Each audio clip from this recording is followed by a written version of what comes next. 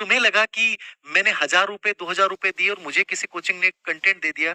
आप अपने कंटेंट को आपने रख दिया और उसको पढ़ना शुरू कर दिया, तुम किसी लायक ही नहीं बचे।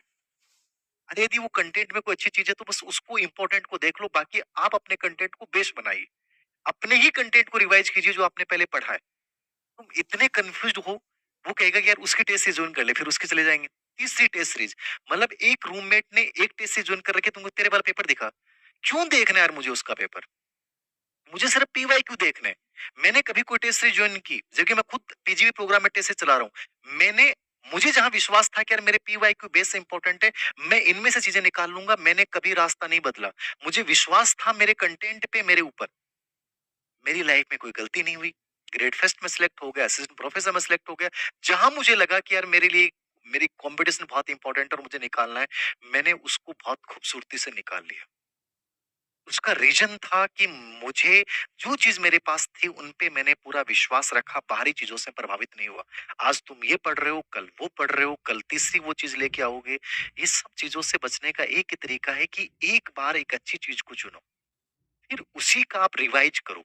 और रिवीजन में सबसे इंपॉर्टेंट चीज़ होती है कि आप उसका डिवीजन करो, उसका विभाजन करो रिवीजन में।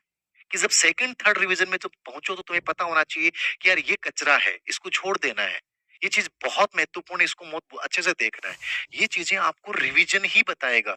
आप फर्स्ट बार में आपने जितना कंटेंट पढ़ा और सेकंड और थर्ड में उतना ही रिवीजन कर रहे हैं, तो आपका रिवीजन नहीं है वो, ठीक है? वो रिवीजन नहीं है, वो रिवीजन गलत है आपका। वो आपकी प्रैक्टिस ही गलत है। यदि आप फर्स्ट बार जितना आपने कंटेंट पढ़ा है वही रिवीजन और प्रैक्टिस में कर रहे हो तो गलत राह पे चल रहे हो। अब ये चीज़ें मैं आपको बता रहा हूँ, जबकि ये चीज़ें आपको खुद सीखनी चाहिए।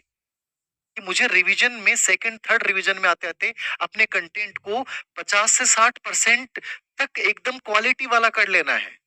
बट ये चीज़ मैं बता रहा हूँ आपको। गलतियाँ इसलिए कर रहे हो आप। और उस रिवीजन में आप में से कई बच्चे गलतियाँ करते हैं कि कोई नया कंटेंट आया उसको ऐड कर लिया, अब वो बढ़ गया और बढ़ गई वो चीज़, फिर क्या है? आपके पास टाइम तो बचा ही नहीं है।